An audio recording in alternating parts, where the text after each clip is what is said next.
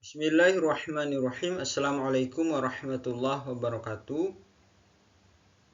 Pada kesempatan kali ini saya akan membahas materi tentang kuasi eksperimental dan faktorial eksperimental. Materi ini merupakan mata kuliah metode penelitian kuantitatif dengan saya sendiri, yaitu Muhammad Fadilah. Oke, pada kesempatan kali ini kita akan membahas kuasi eksperimental dan faktorial eksperimental. Kuasi yang pertama yaitu kuasi eksperimental. Kuasi eksperimen atau eksperimen semua adalah salah satu jenis desain penelitian dalam penelitian kuantitatif. Jadi jelas banyak jenis-jenis penelitian pada kuantitatif. Namun salah satunya di sini adalah kuasi eksperimental atau kuasi eksperimen, atau biasa disebut juga dengan eksperimen semu. Jadi kuasi eksperimental design yaitu penelitian eksperimen yang dikembangkan karena adanya kesulitan dalam mendapatkan kelompok kontrol yang dapat berfungsi sepenuhnya di dalam mengontrol variabel luar yang dapat mempengaruhi eksperimen.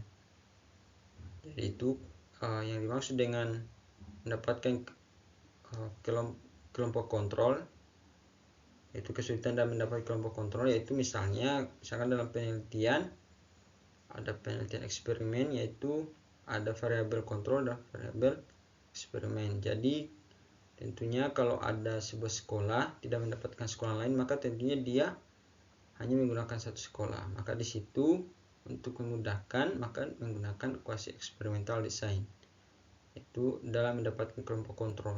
Jadi di situ dia agak kesulitan, maka bisa menggunakan kuasi eksperimental. Namun dengan catatan dia tidak dapat memilih kelompok. Oke, rancangan jenis desain penelitian kuasi eksperimen itu yang pertama pre-test and post-test with non-equivalent control group design. Yang kedua itu single group interruption time series design and control group interruption time series design. Oke, kita bahas satu-satu ya, yaitu pre-test and post-test with non-equivalent control group design. Oke, dalam desain ini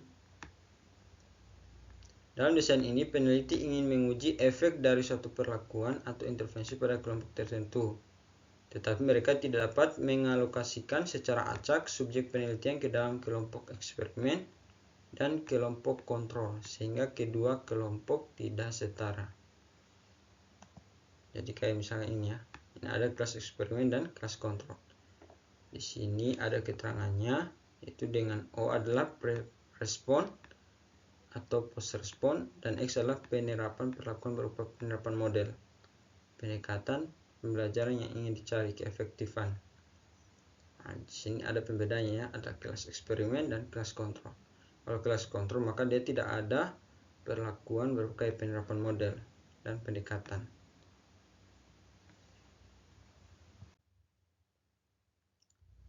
Single group interruption time series design. Kita lanjut ya. Desain jenis ini hanya menggunakan satu kelas, yaitu kelas eksperimen. Akan tetapi pre-respon atau post-respon dilakukan lebih dari satu kali atau secara berkali-kali, baik sebelum kegiatan pembelajaran maupun setelah kegiatan pembelajaran. Nah, ini kayak begini ya, kelas eksperimen. Kayak di sini ada keterangan sebentar, yaitu dengan X adalah perlakuan dan O yang adalah kegiatan pengukuran yang dilakukan. Pada konteks ini, pengukuran dilakukan secara berulang, baik sebelum maupun setelah perlakuan.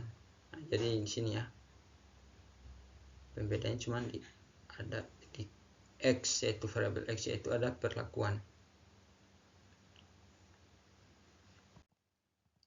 Kemudian control group interruption time series design, yaitu desain jenis ini menggunakan dua kelas sebagai sampel dan dengan mengintegrasikan time series dalam implementasinya. Sepertinya kelas eksperimen dan kelas kontrol.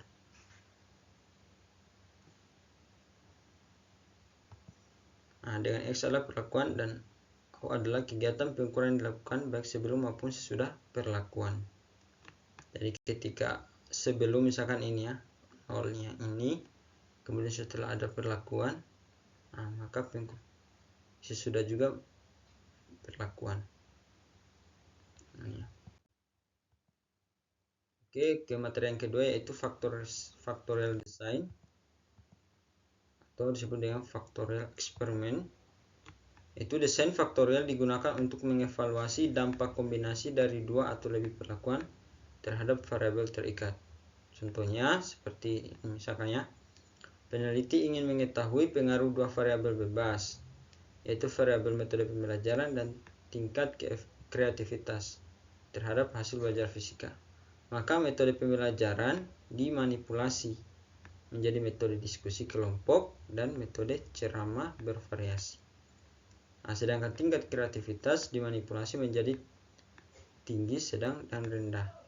Nah, inilah dikatakan seperti desain faktorial, yaitu mengevaluasi dampak kombinasi dari dua atau lebih perlakuan. Nah, disinilah kombinasi dan dua perlakuan terhadap variabel. Nah, ini kan variabelnya kan variabel itu metode pembelajaran, kemudian tingkat kreativitas, kemudian dikombinasikan dari dua atau lebih perlakuan terhadap variabel. Ini ya. Nah, ini variabel kombinasi dari dua atau lebih. Ini ada dua ya, metode diskusi kelompok dan metode ceramah bervariasi. Nah, sementara di tingkat kreativitas ada tiga, itu tinggi, sedang, dan rendah.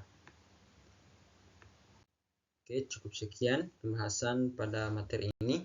Jika ada kesalahan mohon dimaafkan.